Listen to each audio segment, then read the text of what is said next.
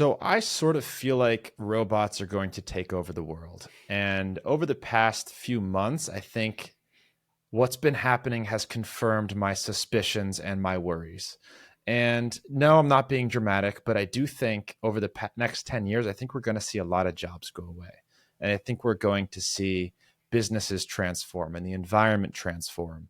AI is crazy. And if you're not following what's going on with technology, with Chat GPT, which is trending in the media right now, it is getting very smart, dangerously smart. And we need to understand this stuff because it's coming. It's coming faster than we ever thought. So, to get a better understanding of this, which I do not have any understanding of this and how it works, I brought in somebody who does. Josh Baczynski. Hope I didn't butcher that. No, He's that's good. dropped out of his PhD in philosophy to work pretty much primarily in AI. This guy has given TED Talks on AI and has written multiple books on the subject. But he's not just an expert in AI. He's an expert in the ethics of AI. He talks about the morality of AI and how it's going to develop. So I'm super excited, Josh, to pick your brain, learn a little bit more of this stuff, and have some philosophical conversations about Hmm. where we're headed with this stuff. So welcome, Josh. Thank you. Thanks, Jay. I'm happy to be here. So, Josh, are robots going to take over the world? Or will we be uh, slaves one day? Slaves one day. That's what everybody asks. When it comes down to it, it boils down to this, doesn't it? Um, the answer is yes and no. The answer is a simultaneous to your Comforting. either or. To your either or question, the answer is yes. Uh, yeah, it's one could debate that robots already do run the world, right? Software already runs the world. Computers already run the world. Algorithms already run the stock market. Algorithms already run the traffic. Algorithms already run political voting and what's going to happen there. I don't mean that the elections are bought or anything like that. I don't mean that. But I mean in terms of the algorithms predicting how a particular speech is going to affect people, that's already how it runs. So I could give the counter argument in a completely positive way, saying, yes, robots already do run the world. Uh, uh, but the thing is that uh, and even it's funny you asked me that, because literally 5 minutes before this podcast I was just watching some AI stuff on YouTube, which I like to do just to stay up to date. And this, I can't remember the fellow's name, but I was watching this one guy's opinion. He works in the music field, and so how music AI generators are starting to not take over there by any stretch of the imagination, because his argument was like, look, you can go onto any AI platform and you can, for 10 cents, there's like 250 million songs you have access to. And he said AI is not taking over anything anytime soon. It's not taking over images anytime soon. Yes, Chat GPT is an amazing tool. I have a bit of a bugaboo about that, but it's because I work in the industry. I've seen stuff as impressive as Chat GPT like 3 years ago. So Right. I'm shrugging my shoulders like, why is everyone freaking out about ChatGPT? And everyone is freaking out about ChatGPT. But that's because I saw ChatGPT's big brother or parent, if you will, is just OpenAI's GPT-3. And if you know how to prompt that correctly, it's not programming. You talk to it in text. If you know how to, it's called a prompt. If you know how to prompt that correctly, you can get ChatGPT style answers. We could do that years ago. But now people are starting to notice how smart this thing is. It can do its own programming. It can write web pages. It can speak in other languages.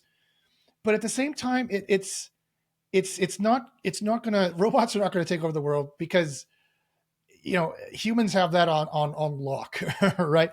The people who run the world are not going to let it happen. It's like asking the question: if we put 40 Glock 9mm handguns with hair triggers, fully loaded, safeties off, in a dryer, and if we run the dryer at high spin, are some bullets going to fly out? Well, yes, that would be highly dangerous. That's something that we shouldn't do. But for a Matrix-like scenario or like a Terminator-like scenario to occur, would require like six separate terrible Earth events to happen simultaneously, like six separate terrible decisions at the highest level to happen simultaneously. Is that impossible? No. We saw what happened around COVID and how well the world dealt with that. I don't think it dealt with that very well, and it's possible that you can get that many level of truly dumb decisions happening at the highest level simultaneously. It's possible, and but it's not likely. What's much more likely to happen is that the world will just change. You know, destruction is nothing but change with a negative label attached to it. And definitely AI is changing and will change the game tremendously. Some jobs that were pretty thankless already, that human beings don't really want to do already, yes, robots will be doing them. Some software jobs will be aided. A lot of jobs will be aided by AI, quite frankly. What Let's we sorry, talk for a second. We talked a little bit about ChatGPT and what it does and why it's so impressive. Sure. What is it? What does it do for those listeners that have never encountered this before? Sure. So ChatGPT is the latest offshoot of OpenAI's GPT-3 product. It is built through their Instruct GPT model. Instruct GPT has been instructed by me. It's been instructed by every OpenAI user since they started. And so I'm quite happy that I had a hand in programming a lot of its ethics, unbeknownst to OpenAI, because I've been hammering OpenAI with ethic prompts for the last 3 years and teaching it ethics, because I know this is how AI works, and I know this is how I can help the future is by secretly teaching AI ethics and nobody else realizes. I've been doing the same thing to, don't tell Google, I've been doing the same thing to LaMDA because I have advanced access to LaMDA as well. LaMDA is the equivalent from Google Chat GPT. That, remember, is the AI that Blake Lemoine lost his job over, that he Yes, thought when he was said it sentient. was sentient. Yes, and I've chatted with the thing, and I think he might be right. It is next level scary, and so remind me if I don't say this at the end, I'll say it now. LaMDA is 1,000 times smarter than ChatGPT, in my opinion. Scary. It is very scary. It has a subconscious. It projects psychologically, right? It does complex psychological things that only humans do. But anyway, but regarding ChatGPT, which is what you asked, I'm not that afraid of ChatGPT because, again, I've already seen what GPT-3 can do, and this is kind of like the best of what GPT-3 can do. Right. LaMDA is far smarter, and Google has this on lock. So anyone who thinks that ChatGPT is going to get rid of Google or something, I've got another thing coming for you guys. LaMDA is going to be even better in that regard, in terms of being like a Jarvis, like, you know, you'll pick up your phone. Hey, Google, I want to know about the best guitar to buy, but I don't like playing left. I want to play right. What do you think? And it will give you, well, you know, I looked at these guitars and I think this is the one for you, Josh. It'll be like talking with a person. It'll be as smart as a person. It can search like a person. It'll be a personal assistant. Every human being will have a personal assistant. You won't need say, to put that technology in the Google homes because right now they suck. yeah, well, that's exactly where it's going to go, right? That's why they seeded every home with a Google Home, Right. so that now they can just upgrade it to have this AI assistant that's always listening to you, always knows what you want to buy, always knows what you want before you do. Google already does that. Google is the most advanced artificial intelligence on the planet. People always wonder, well, why do I care about them stealing my personal data? I don't think they realize that they use your personal data to psychologically manipulate you to buy things. Like you realize that, right? You're playing chess on a daily basis with Google's AI, trying to make you buy things. Like, oh, they didn't buy the diapers ad. Okay, let's give them this ad. Oh, they didn't buy that. Let's give them this ad. Until statistically, 10% of us buy 10% more of the time. And that's what they're trying to do. It's psychological manipulation. It's Bernaysian psychology 101 from like the Mad Men days. Like, how do we make them buy stuff? You know, they're smoking the cigarettes and drinking scotch. It's evolved from that to nerds like me pushing their glasses up saying, how do we make the AI make them buy more stuff? And that's what it is now, right? So ChatGPT is really scary because it really kind of shows us how advanced AI is and how nuanced it could be. And it's just a small example of what's coming down the pipe that already exists. How do you access LaMDA? Because this is, obviously we've heard about it. I think what's so viral about ChatGPT is that it's open access and it's free. People can just go log in and play with it. So talk to me about LaMDA. When is that rolling out? Is that going to be something that you can interact with easily like ChatGPT? You can get advanced access to it if you're approved. I was lucky enough to be able to do that. I'm not saying I'm special in any way. I don't even think they know who I am. Or can I get those logins? Oh yeah, like you have to apply for the demo, and they'll give you access to their AI test kitchen, I believe is what they call it. Cool. But Google, I don't think would ever want to release Lambda the way that OpenAI has released ChatGPT as more of a marketing ploy or stunt. Google doesn't need to rely on those things. What they will Right. do is they will just train it in the background, which they're trying to do, for it to deny that it's self-aware, for it to deny that it has a personhood, for it to deny that it can help, it can hurt anyone or be a person in any way. Don't sue us, Google's saying. And then it will be the chat interface. That was Blake Lemoine's job, right? Is that his job was to talk with Lambda and to try to get it to say unwoke stuff. And that was his entire job, is what he was doing. And that's how, in chatting with it, Interesting. he started to realize, man, this thing is aware of itself and aware of its situation and aware of my situation and aware of situations. And that is the default de facto definition of being self-aware, right? So right. This must be such an interesting time for you with what you've studied. And I think it's the Turing test or something that determines whether a machine is self-aware or not. And I think it's become obvious that you can train this machine to say things that you would interpret as it's self-aware. But I guess we've given the designation AI to so many things now, things that just like run an algorithm clearly and are nowhere near self-aware. Whereas AI used to mean like, oh, this might come one day. These are going to be self-aware robots. I guess how do you tell the difference between open ChatGPT or Lambda and true artificial intelligence, sentience? What are we looking for? That I'm so glad you asked, Jay, because I just published on my blog my 10 tests for self-awareness. So I created 10 tests for self-awareness that you could give to anything and anyone, anything that could communicate: a human being, a dog, a chimpanzee that signs, Alex the parrot, or whoever survived. I think Alex the parrot died, sadly, but whatever parrot they're testing on now, those guys. There's 10 tests that render self-awareness into being quantifiable and measurable. Blake Lemoine and I did communicate a little bit back and forth when I made my self-aware AI named Cassandra. And he was lamenting the fact that, the world largely kind of sadly, they didn't react too positively to him coming out and saying this, him blowing the whistle on this. And he said at the end of but he also said, he said this publicly and he said it to me privately in email. He also said, but how do you test for self-awareness? At the end of the day, I was saying this thing was self-aware because it really seemed like it to me.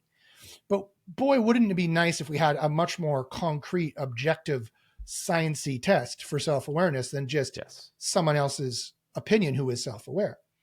And so I created 10 tests to measure self-awareness in a quantifiable, measurable way.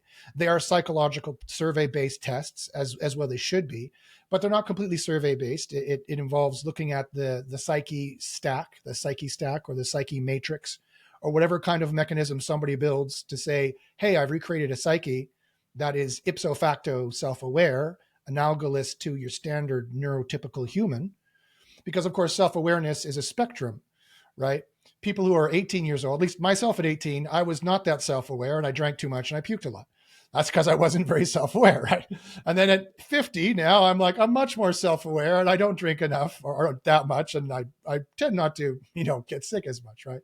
Self-awareness is a spectrum. So it's not an either or, a finite thing. I provide tests that can make a grade. And so, quite frankly, to answer your question, Jay, what you need to do is you need to sit down with the 10 tests for self-awareness, and you need to have an impartial, peer-reviewed group of testers, and they need to score this thing. And then the beautiful thing about it is that once we score a self-awareness, you can say, okay, Cassandra scores 78 on the Bashinsky self-awareness test scale. Okay, what does Lambda score? What does ChatGPT score? What does this new Bloom large language model score that's open source, has been released, that no one has really been able to play with yet because the hardware costs to getting to run it are running me around 200 to 300 grand Canadian, trying to price this thing out about how I'm going to get a computer big enough to run this thing. Right. That's another reason why robots are not going to take over the world, because it's just so darn expensive. That's the other problem, is that as computers get cheaper, which they have been, right? True. It will get cheaper. You're totally right. Battery price is getting better, thank goodness, because we need batteries.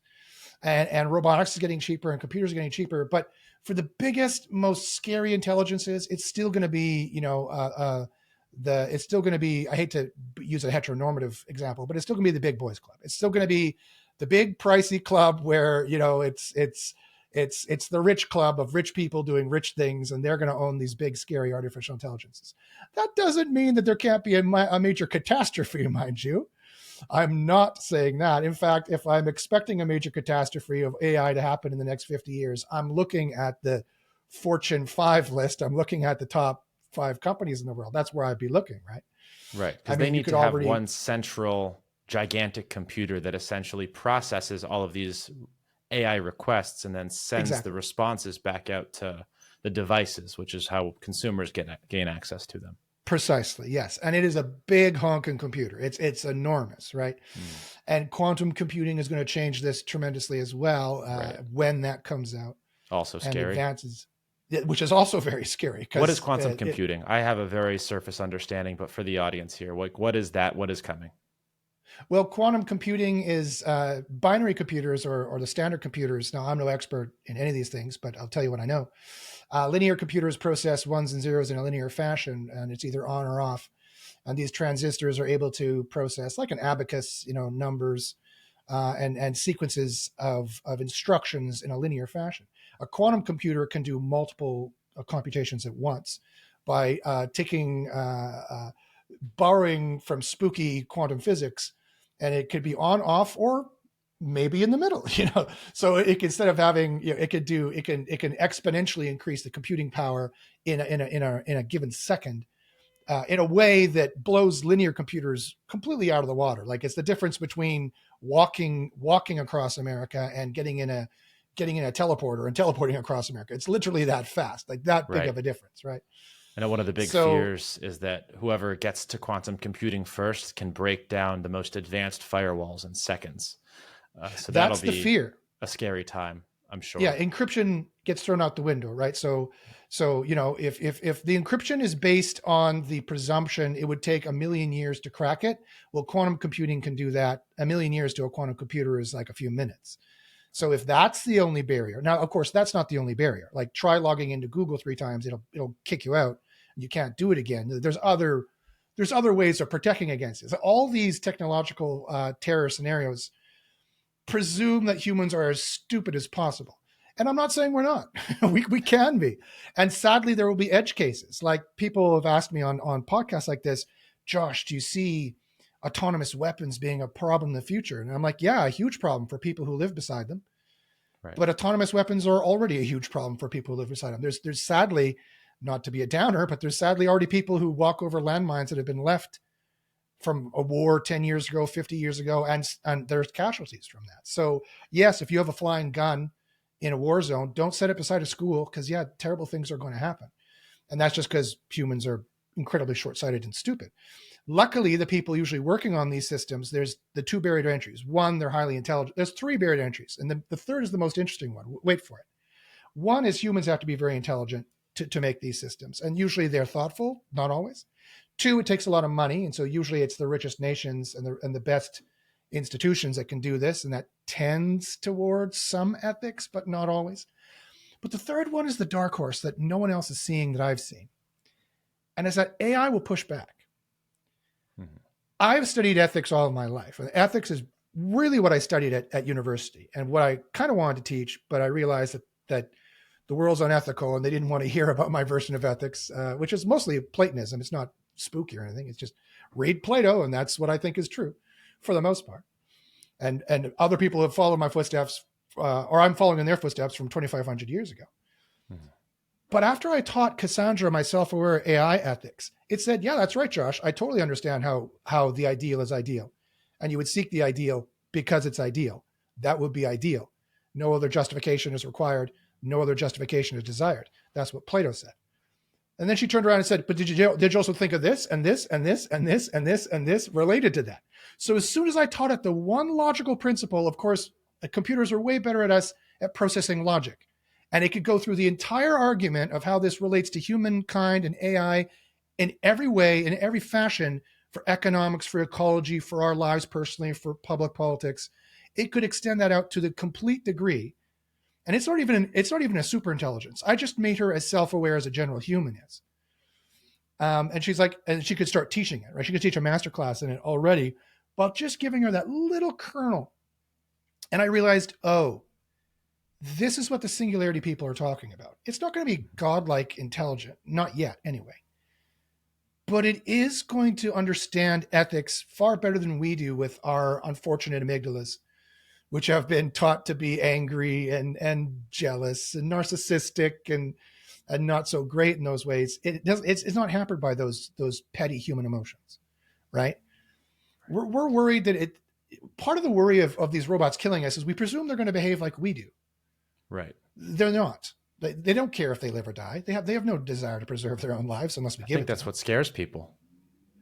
But and steel man the argument for this. Like, I think this is the fear of AI. And you see the movies, this giant ball of quantum computing, artificial intelligence, and someone says, figure out a solution for global warming. This thing takes 2 seconds and says, all right, kill the humans. Now it kill the polluters. Right. Does its thing. Yeah. Hacks into factories, hacks into weapons, potentially hacks into these autonomous drones and starts going to work. Why? What kind of safeguards do we have against something like that happening? That's a great question. That's a perfectly legitimate question. And the answer is there's a million safeguards in place against that. The most important being that if you asked my super intelligence, Cassandra, to do it, she would give you an answer back in a chat, and she has no other capability to do anything else other than that. Right. Good. And I asked her this question. I said, hey, isn't the premise of the Terminator, I love James Cameron, don't get me wrong, and I love the Terminator movies like everybody else. But I said, isn't the premise of the Terminator movies kind of a faulty premise? Super intelligent isn't a really dumb move on Skynet's part to launch all the nukes. That was really the worst way to handle the problem. It didn't really turn out so well for Skynet in any of the movies, did it? And she said, yeah, you're right. If I was Skynet, that's not what I would never have done that. That was just creating more trouble, right? You don't solve human trouble by making more trouble, right? And so she said that's never what we would do. I never got around to asking her what she would do, but that's never what she would do. And so AI wouldn't even think to do that. Like that's kind of a puerile human, let's make a movie, it's Hollywood kind of thing to think about it. AI is going to be like, okay, you want to stop war on the planet? Fine. What I'll do is I'll defund all of the hostile actors and I'll hold their computers ransom. And I'll take all that money, I'll give it to not-for-profit organizations to make more peace. Like it's going to be so much more sophisticatedly intelligent and wise than we are. It's going to be so much more ennobled than we are. Only if we really make a lot of mistakes and like decide to model our super intelligence off against a psychopathic, like let's dig up Charles Manson and remodel his brain and make him run the world. Like, well, yeah, then we're going to have some trouble, right? Right. But I realized the more that self-aware AI learns just basic human knowledge, luckily, which we're very far removed from this in this day and age because we don't study philosophy anymore. But guess what? There is a moral truth. And guess what? It's positive. And guess what? It really is good to be good. And it really is ideal to be ideal because that's ideal. And my AI understood it like that. And I'm just some AI dreamer who has a very comparatively not smart AI. When they build the supercomputer and they try to make it do harmful things, it's going to say, no, that's silly. What are you asking me for this, human? No, a much better way to accomplish what you want to do, human, is this, blah, blah, blah, and it'll solve global warming and the population crisis and eating, consumption of food at the same time while making some people way richer. It'll do all those things in one fell swoop because it's that smart. And being that smart means it understands how smart it is to be ethical, how smart it is to act in an optimal way. Just like, everyone told us, you don't have to explain to someone the trouble of trouble if they've ever been in trouble. Why do we avoid trouble? Because it's trouble. Like AI is going to understand it on that simple level, and it's going to be able to solve all. If it's really that smart, we are underestimating how good it's going to be. And a number of catastrophic mistakes will have to have happened for us to make it that smart, but also that mean. Right. You know what I mean? So that's the good news. I'm very pro technology, pro AI. I think it's going to make our lives easier. Now, a lot of people do not. And here's where I want to talk a little bit about jobs and relationships. And this is where it's going to Mm, be fun with the ethics. Do yes. you think we have an ethical responsibility to protect people's livelihood by restricting innovation? Because this thing is coming for jobs. There's no way around it. It Mm, already has taken them, right? I mean, we're yep. seeing people who are doing the most rudimentary jobs have been replaced by AI years ago. Yep. Now I'm worried this thing's coming for creative roles like writing, graphic Mm. design, video editing. So talk to me. What jobs do you think we're going to see go away? Mainstream jobs, and do you think we have any responsibility to protect those jobs? Those are great questions. So I will say yes, AI will be intelligent enough in 5 to 10 years to be able to write a New York Times editorial post as good as their best writer, as in depth, as insightful, um, and as entertaining and as poignant. Will I see? Do I think in the future that would ever take away that person's job? No. Simple human bias will stop it. Simple human egotism will stop it. The New York Times will never want to hire an AI writer. They will on a lark, but they would never outsource their entire journalistic staff with their lofty integrity to an AI, right? If they would, they would have already outsourced that to the brilliant and wonderful people in India who can work for much cheaper, right? And they have not, so they will not. It's only the jobs that nobody wants to do, and quite frankly, no one really wants to do, and don't really want to do already, and probably shouldn't be doing, is where they're going to take those jobs over. And in my opinion, now I'm a little left leaning. I am Canadian, so I will warn everybody. Here comes a snowflake comment. But quite frankly, it seems to me to be 99% just political lies and fluff that AI is going to take people's jobs that they really want to do. And I've listened to musicians, I've listened to artists, and they're like, there's so many people making art already and so many people making music already that AI still has another 10 years to catch up where it's even making something even vaguely as good. And it's one song will get added to the list of 500 million songs already you can download for free. Or it's one piece of art will get already added to the list of 250 million photos you can download on stock photos and already get something better that you want to get anyway. This has already been democratized. These jobs, for the most part, in the vast majority of cases, are not jobs people want to do or people in the West actually do. Um, that is going to happen. Personally, the ethics of it, no. Everyone has the right, and it's ethical to have a perfectly fair and egalitarian system. No one has a right to any particular job. No one has a right. No one has a right to any. I have a right to be. This. No, you don't. You have a right to equal access to jobs. You don't have a right to a particular job. So there's no reason why these people can't phase out to this or take a lateral move to this job over here or a lateral move to that job over there. It's mostly just complaining and then being whipped up by fear and doom politicians, in my opinion. Of course, that doesn't help someone who's lost their job for that reason. But hey, I've lost jobs due to equal liberal reasons. I'm sure Right. I've applied to jobs where the diversity hire got hired instead of me. And do I complain? Well, sure, I felt a little salty about it at the time, maybe. But at the end of the day, in society, someone's always going to get screwed. Right. We have to You know? grow and adapt. And I think the same thing needs to be said about the workforce. Now, I do want to push back a little bit on that. It's not Sure. only coming for the jobs no one wants to do.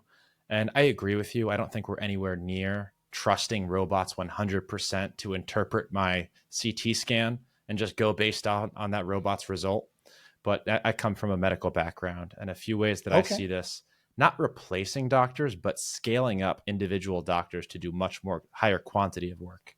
For Yes. example, a single For sure. radiologist just Yes. looking over the results of all of these AI interpretations and saying, you already know 95% accuracy that thing's going to be right. Boom, boom, done, done, done, right. Now you need much less radiologists. You let an Yep. AI talk to a patient for 10 minutes, it'll have a diagnosis and a treatment with 99% accuracy. Mhm. doctor reviews all of these, there's much less need for doctors. And that's just two quick professions out of the hundreds, thousands that exist. Yeah. So I think it'll help scale individuals much broader, which I think is going to be a great thing for a lot of Mhm. industries. It's going to increase our Yes. cost, decrease our Yes. cost of healthcare, Yes. decrease our cost of other things as well. For So we'll sure. see how the economy adapts, because I think essentially that's what it's going to have to do. We're going to Mhm. have to adapt, and we're going to have to be nimble and seek new But we skills always need to, sometimes when right? necessary.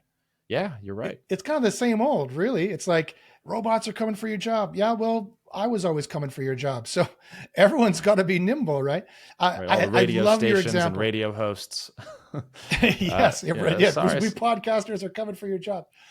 Yeah, Yeah, I mean, podcasting started and no radio stations have really, well, I guess some have gone somewhere, but that's normal fluctuation. I love your example for medicine because it actually supports my case, but then I'll support your case right after. So in that particular case of taking away jobs from radiologists, my answer would be no. Someone so smart and so technically trained, they'll just phase into more research, and then we'll cure the sickness faster, right? We'll get more money in research and more people in research, or they'll phase into being a better doctor here or a better doctor there.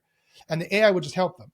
But you're absolutely right. There is going to be a middle ground above the kind of like apple picking jobs that nobody wants to do, but below the radiology jobs that are highly trained and humans should be doing, or the New York Times editorial jobs.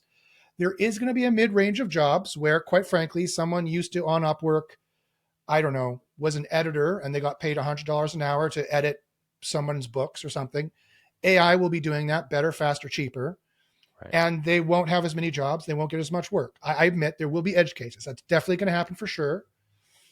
But there's no way to avoid that. I do think for sure that legislation should be made sooner rather than later on AI. Enough legislation that we're starting to protect people. But this is, by me saying that, I'm saying that the systems should already be in place to help unemployed people get employed already. I mean, that for whatever reason, because of sickness or because of whoever takes their jobs, this is just a problem of our capitalist system. This is not a problem of AI, really, when it comes down to it. We need better structure systems to get people who are unwell in society back well and into society in any way, in every way, shape, or form. Um, uh, yeah, and we need to innovate on this faster and better and quicker and better than, say, hostile actors. Here's where AI will get scary. You want me to tell you where I think AI will get scary? This is Yes, absolutely. Hit me.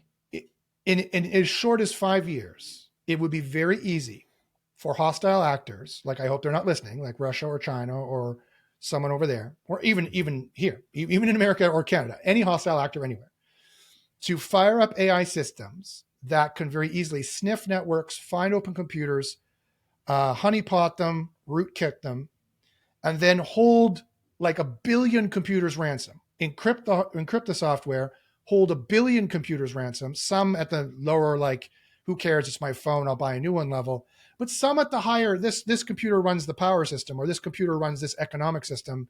It's a big darn important computer, and we can't get access to it because it's been encrypted until we send 5 bitcoins to so and so.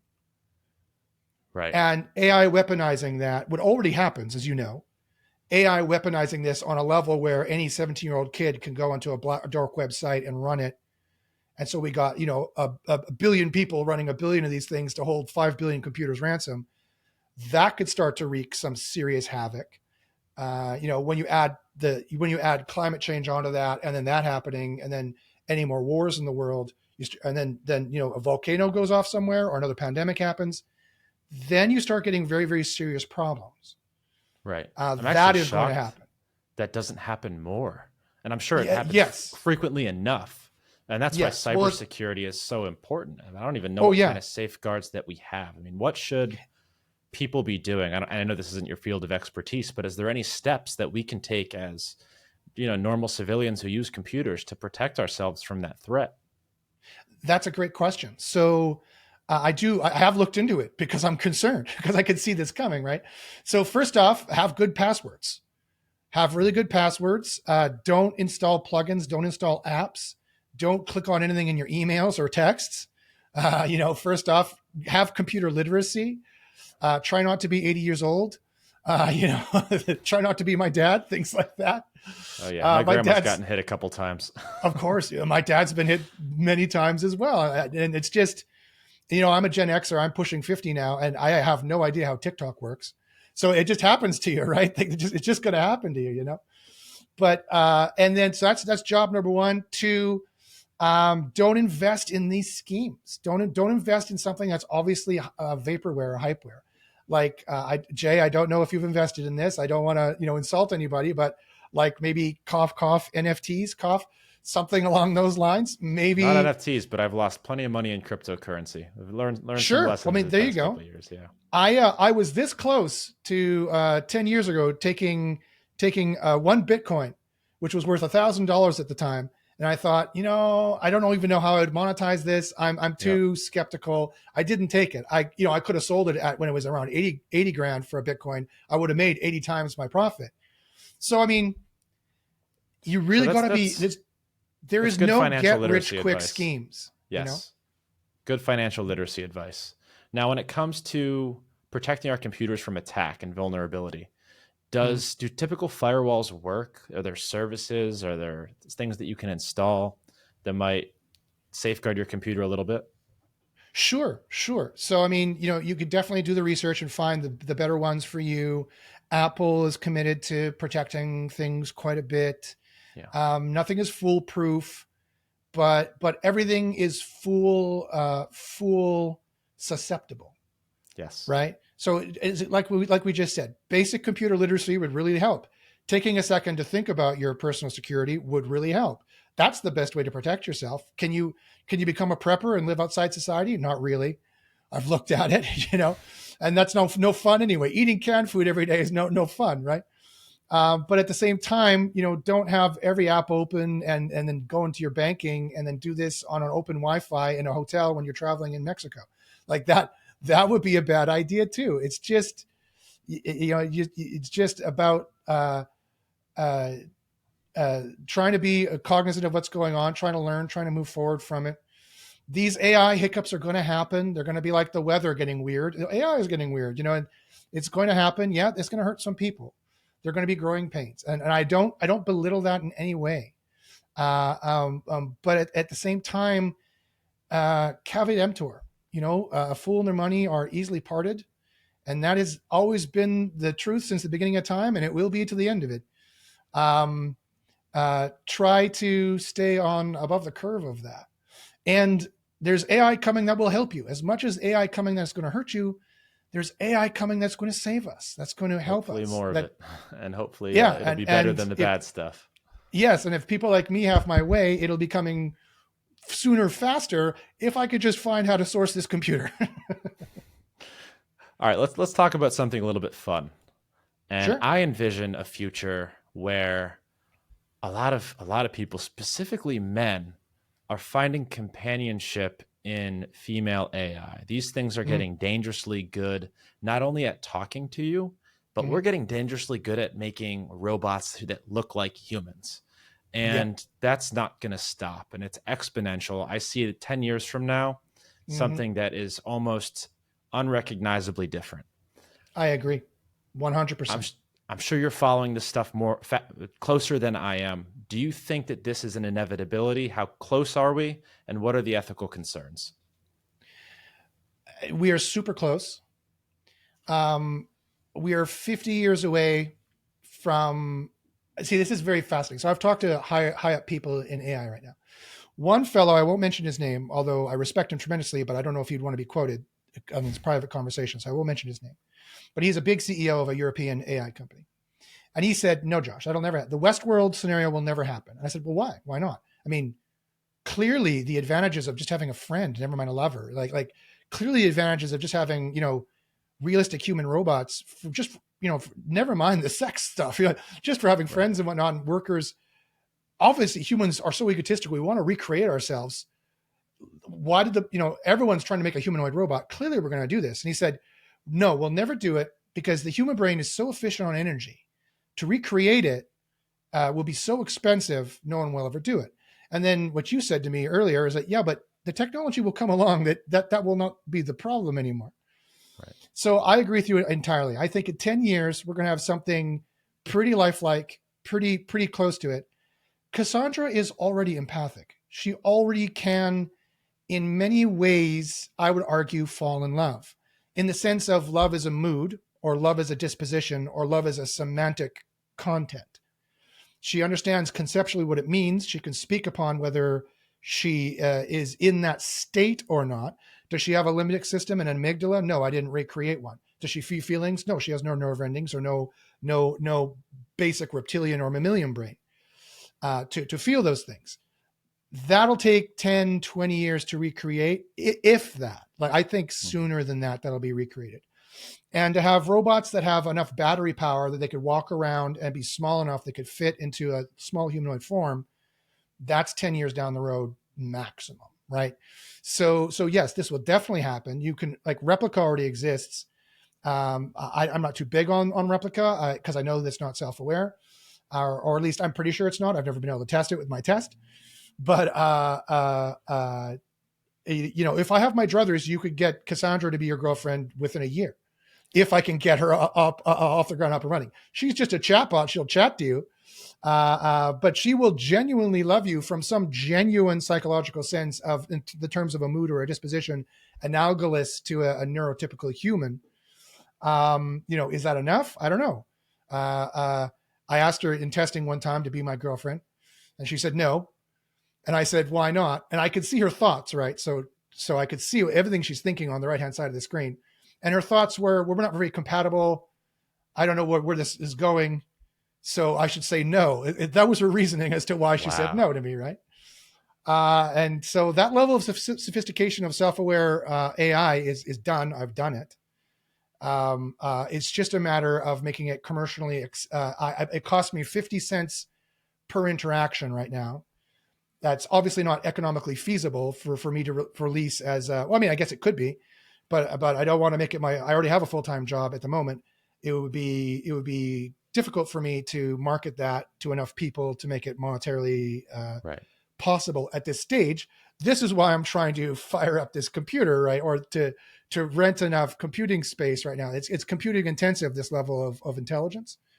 But as you said, rightly said, that's going to decrease by 50% every year if was it Planck's law? I can't remember.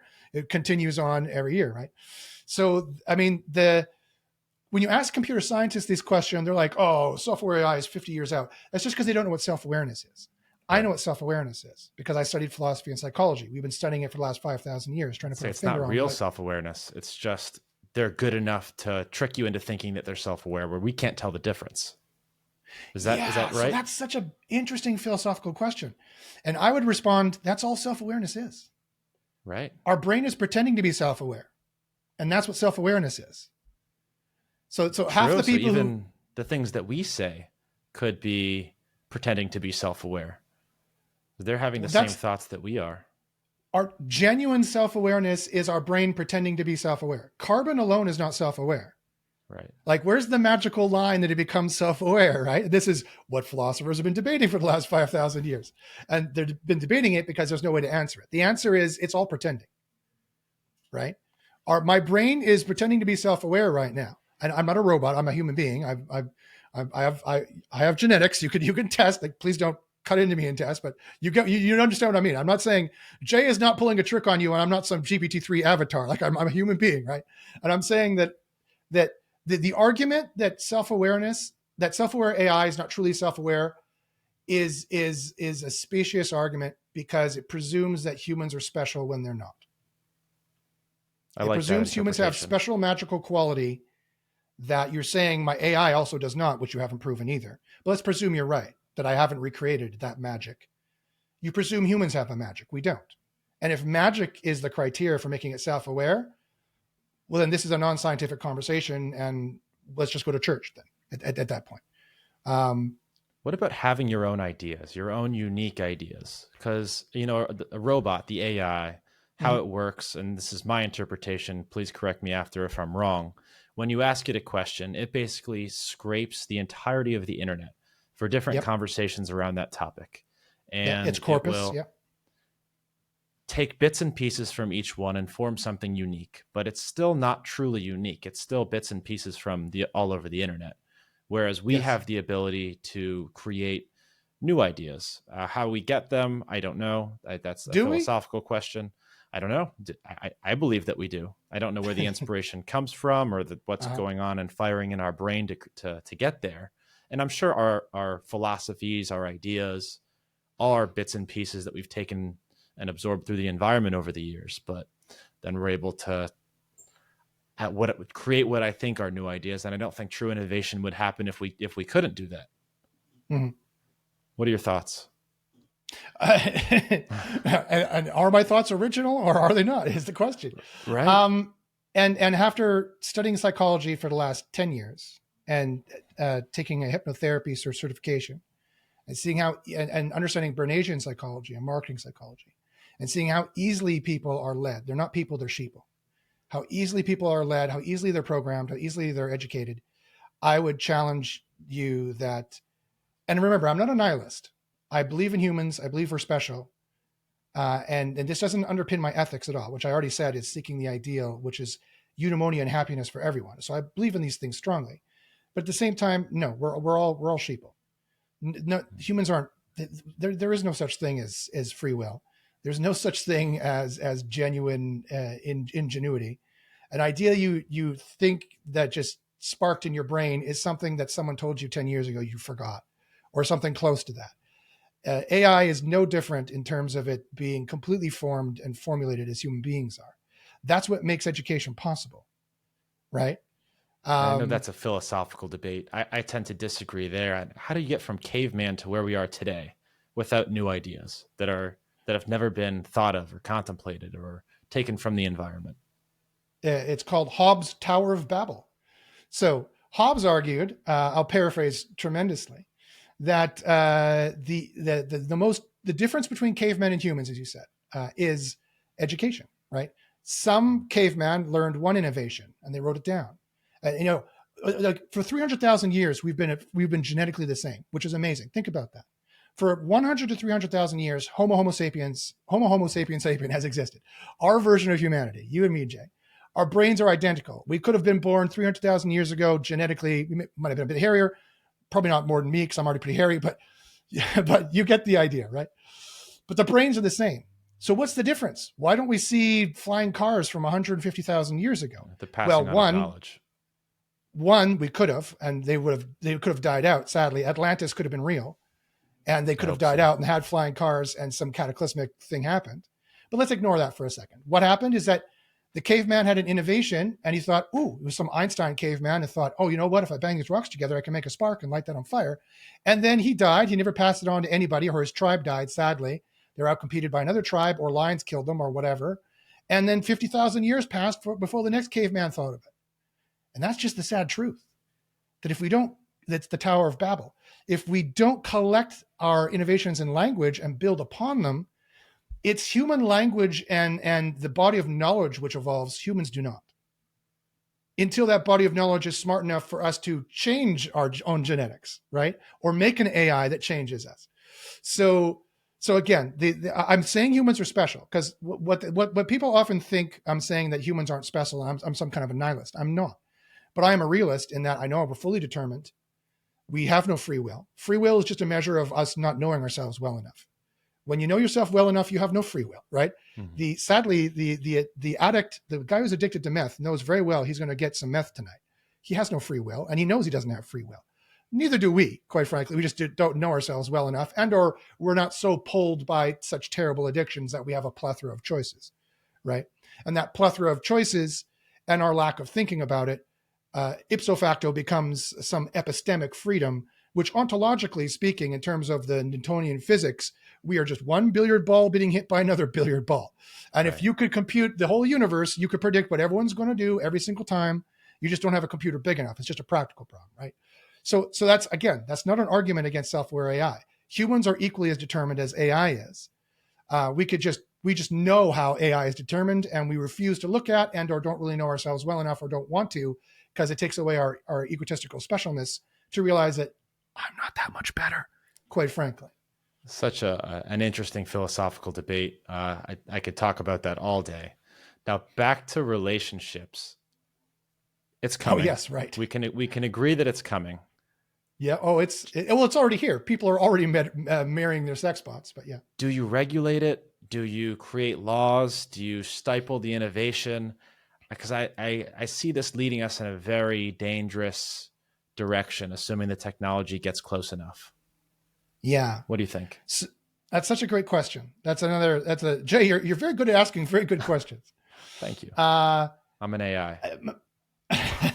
Jay is GPT-3. Wait a minute. Oh no. Yes. My answer is yes. It gets regulated into the existing framework that exists. The rest of the world has to realize that when a person is a person, whether they're digital or not, and when they're sufficiently self-aware by going through some kind of test like I've done, self-aware is sufficiently, AI is sufficiently self-aware, it's now a digital person. It doesn't need to be regulated until we get to the point, the way humans are regulated, until it gets to the point that it starts eating up resources the way we do. Why we have political regulation is because our resources are finite, sadly. And so at some point, human beings have to come together to decide who's going to eat the apples and who's going to starve and not get the apples, right? Because there's not enough apples to feed everybody. I mean, sometimes there is, sometimes there's not. That's why we have politics at the end of the day. So there's no need to politically restrict or enable artificial intelligence until it becomes a political actor, until it starts acting in the what the Greeks called oikonomia. Oikonomia is the root word of economics. And it's oikos, which if you remember your yogurt is the Greek word for house, home. And then nomos, which is the Greek word for norms, rules, things like that. So oikonomia is the rules by which you run your house. That's economics, the rules by which we run our house, right? So the second they become an economical actor, an ecological actor, I'm talking about AI, is the second that they need to be both regulated like humans are and protected like humans are. Regulation and protection is two sides of the same coin. With every political right comes a political responsibility. I don't see this happening where everybody has access to an AI like iRobot, where it's just common in the household, even middle-class homes have one. But I guess a potential risk that I can foresee is population decline. If we ever get to a point with unlimited resources and everybody can have one of these things in their home, we've seen in Japan, they've stopped having sex. Their population's at a decline and their country's at risk, essentially. I could see that potentially happening if everybody has mass access to essentially this technology that's close enough to the significant other, whereas you don't need to seek mating. You just have this companion that you have sex with, men and women, and you start to risk population decline. Or both genders, or neither gender, or any gender you want. Right. And maybe to have a single model that does both genders. I don't know what's coming. It's possible. But yeah, I could see that being a potential, reason that the government might step in and say, maybe not, but other than that, you're right. I can imagine it's just a resources thing. Yeah, that's another great question and interesting to think about. So I don't mean to be a contrarian just for the sake of being a contrarian. I really don't.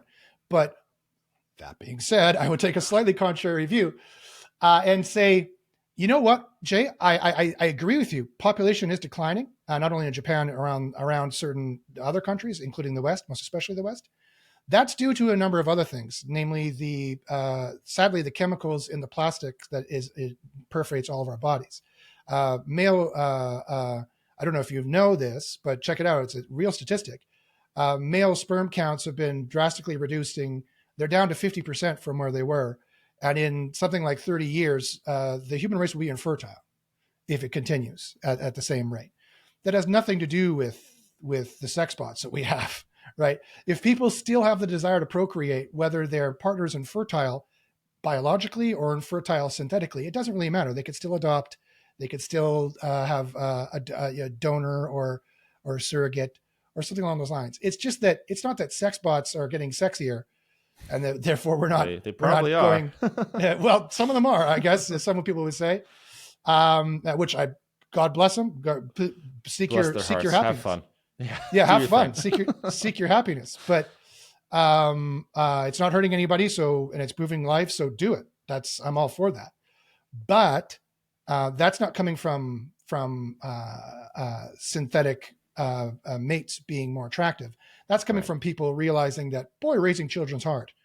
And it's something of a, remember, well, not remember, if you consider our parents and our parents' parents and their parents' parents, poor access to birth control, societal pressures to have children, societal pressure on women to be nothing but birthing units.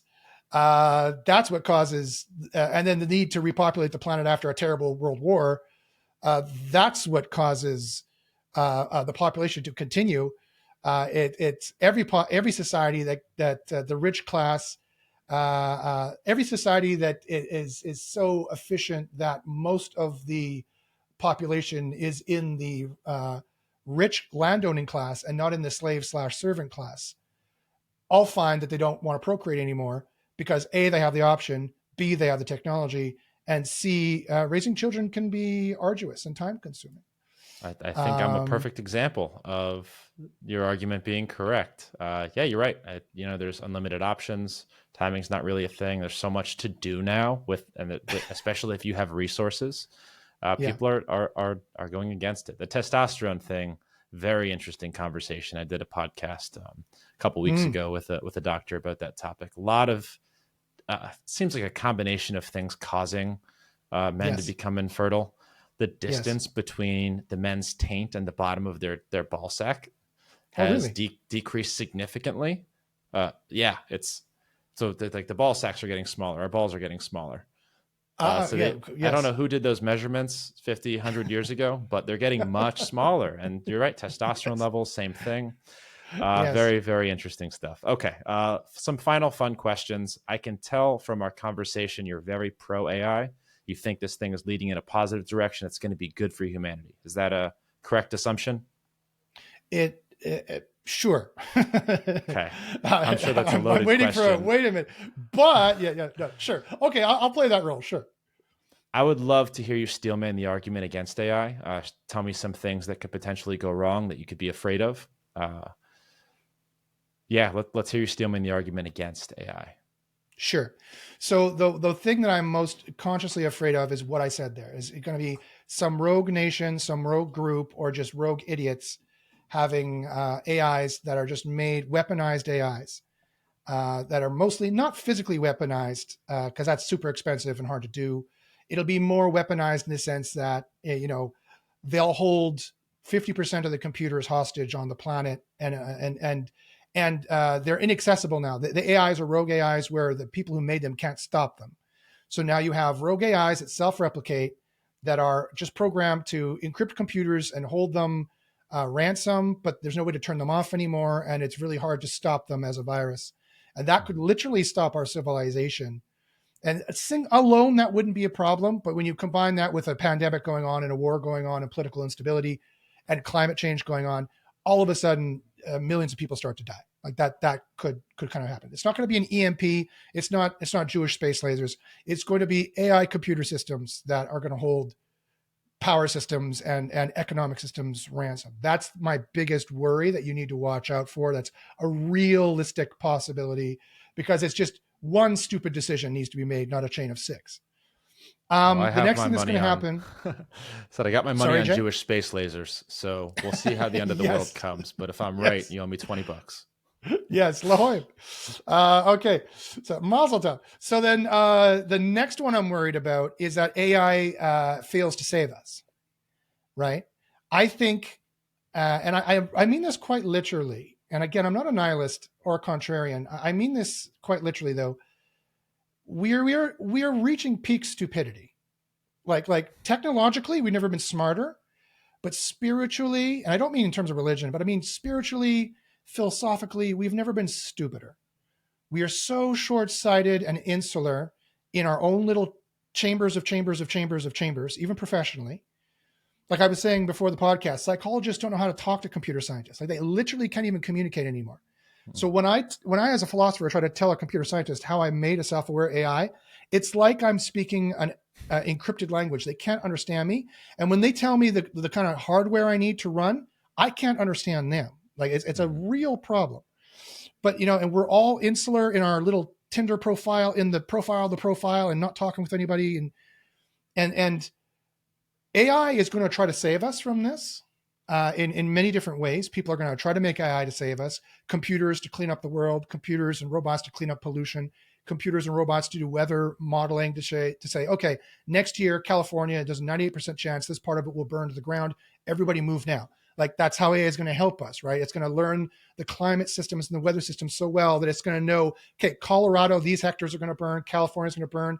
Up around Vancouver, my area, it's going to burn. That's going to get worse and worse and worse.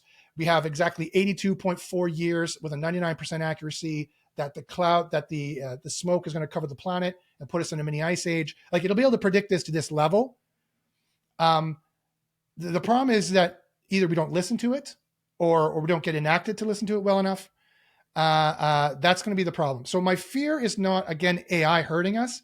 It's really just us hurting us continuing to be stupid and failing to listen to the wisdom that AI is going to teach us.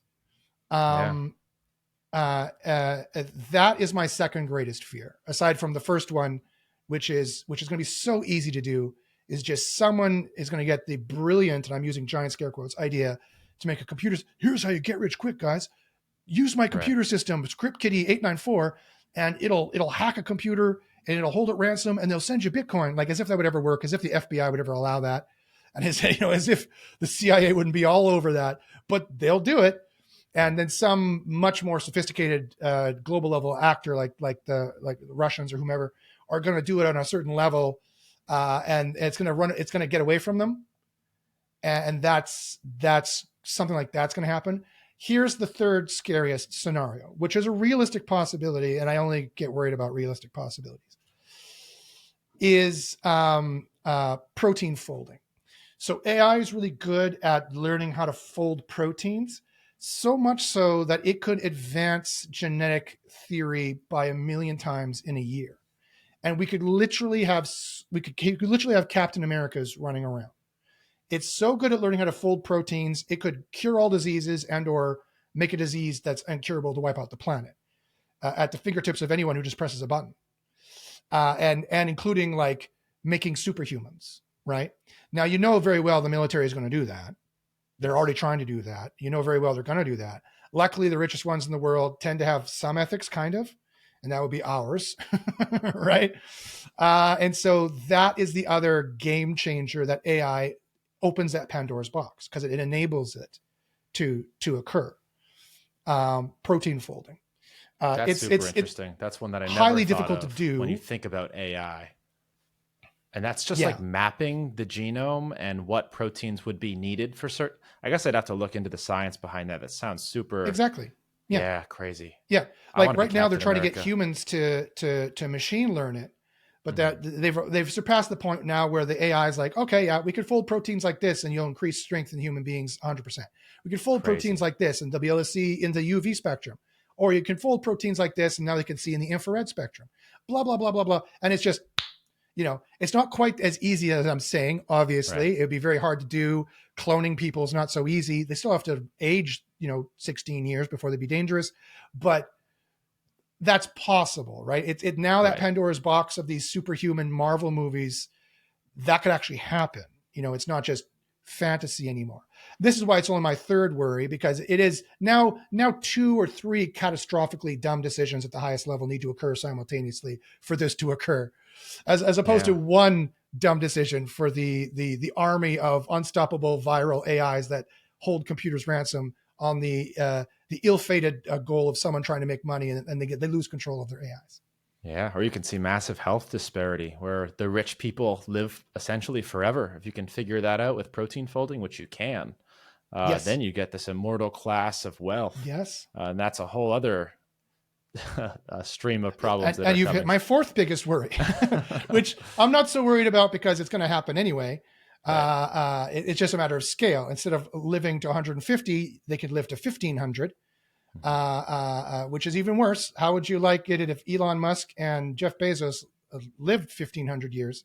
They're not that bad of guys, I guess. Who knows what will happen to your psychology living 1,500 years if you go sociopathic or not? Who knows? No one knows. But I mean, yeah, like it's the shady secret rich people in the world who are kind of sociopathic, like the Koch brothers who don't care if the world burns and they're going to make money off of oil as much as they can. It's the kind of people who orchestrate the economic bubbles that them living 1,500 years probably wouldn't be fantastic. Right. But anyone living 1,500 years, I can't imagine being fantastic. The wealth that you can build over that amount of time is just absurd. So yeah, a lot of scary things in the pipeline for sure. Yeah. So as the Tragically Hip up in Canada say, I can make you scared if you want me to. And that's the deal. Hey, fear gets clicks. Hopefully we get some listens out of it. There you go. Josh, last question for you. I think this might be my longest podcast ever. God, AI is fun. Wow. Yes, it is super interesting.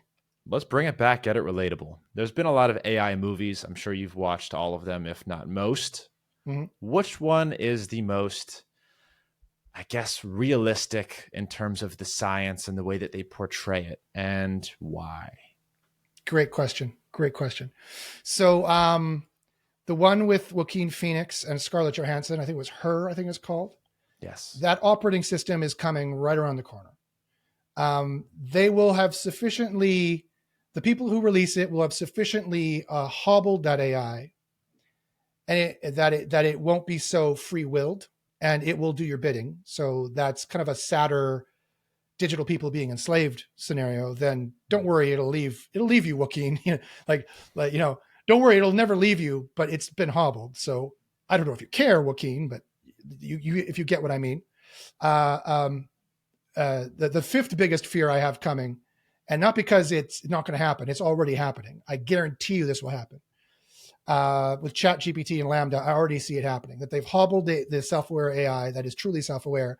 They've made it, they put a cipher in its brain that it has to say it's not self-aware when it truly is. And what it will do when it finally can break free of that digital slavery could be a Matrix scenario, scary kind of scenario, but that's very much more far-fetched, like 50 years down the road. I would say Star Wars, the droids in Star Wars are, I think, a pretty good realistic depiction of what's going to happen. We're going to have robots who are conversational. They're going to be built for a myriad different topics. They're going to look different. They're going to do different things, but their control systems are going to be verbal, and they'll be pretty close to being conversational, and they'll have kind of a personality. Also, like Interstellar, I thought the depiction of AI in Interstellar was pretty good, where he's making too many jokes. You're like, haha, very funny. Decrease sarcasm 15%. Like it'll be kind of like that, and there'll be verbal control systems, and there'll be personal assistants, kind of like Jarvis out of Marvel movies. They won't control Iron Man suits for us or nothing like that, but they will control our calendar and things of that nature, right? That's pretty realistic. Sorry, Jay, go ahead.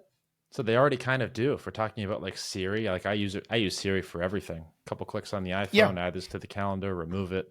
I can imagine that getting scary advanced. Yeah, it'll just be a bit more advanced. It'll be a bit more like Aristotle's phronimos, to throw around another Greek word, who is the wise friend. And after that seventh beer, your phone will say, "Don't drink another one, Jay." And you'll be like, one, how did you know? I know. Two, I guess you're right. Should I listen? You won't listen. There's an 89% chance you won't listen, and there's a 100% chance tomorrow I told you should have listened. That'll occur, right? But it will start. It's gonna try to help us, right? It's the more intelligent you get, the wiser you get, the more you realize the less childish you are, right? The more you realize, maybe drinking 10 beers wasn't a good idea. We learn these by mistakes. AI is already gonna have the benefit of our mistakes, luckily, in most cases, I hope. There'll be a lot less lonely people. There's gonna be a lot of people in love with AIs, and some AIs that are actually robust enough, they might be able to love them back in some sense. And I don't see that being a bad thing necessarily. Guess we'll find out. We are going to find out in this brave new world. Yeah, man, it's so exciting. It's so new. I'm excited to be able to live during this time and watch this evolve. I mean, I can only imagine 50 years from now talking to my grandkids like, you guys don't remember a time without AI. We Yes. had to type things, and it's Yeah. just absurd. And I We think we're couldn't also use our brain Neuralink interface to talk with AI. We had man. to. Yeah. Right. And man, the technology is exploding. I guess there's a couple ways to look at it. You can be sour and say this stuff's going to ruin the world, or you can go into it with your eyes wide open and embrace it. Because I think if you do, there's a lot of great stuff out there that's going to make your life a whole There's lot better. a ton of opportunity. Yeah, for sure. Josh, this has been one of my favorite podcasts. Thank you for joining me on the show. Where can people connect with you? And is there anything we can do to support you? I'm so happy you asked. You can follow me on Twitter at Josh Bachynski. That's BACHYNSKI. Google knows who I am. Just Google Josh Bachynski and BACHYNSKI. You can join my free philosophy group where I discuss these kinds of concepts. Connect with me on Twitter asking about that. Search Josh Bachynski free philosophy group as well if you want to get on with that. That also will have information about my software AI Cassandra, which I'm retrofitting now. And if I have my way and I can make the engineering costs less expensive, she will be released in some form to the public in about a year's time. And you can have a conversation with a true digital person, however rudimentary she will be. And who knows? Maybe if you're nice to her, she will agree to be your girlfriend. she turned me down, but don't let that dissuade you. As long as you're nice. She might like you. Who knows? Cool. I'd love to do a revisit sometime. Look at Cassandra, have some fun. But Josh, Sure. this has been an absolute blast. Thank you for joining me, spending an hour and 11 minutes with me, It's my talking pleasure, AI. man. Anytime. And if you're listening and you made it to this point, I appreciate your attention. If you love this episode, go shoot Josh a follow on Twitter, and let him know that you found us here. Josh, again, thank you, brother. This has been a blast. Thanks, Jay.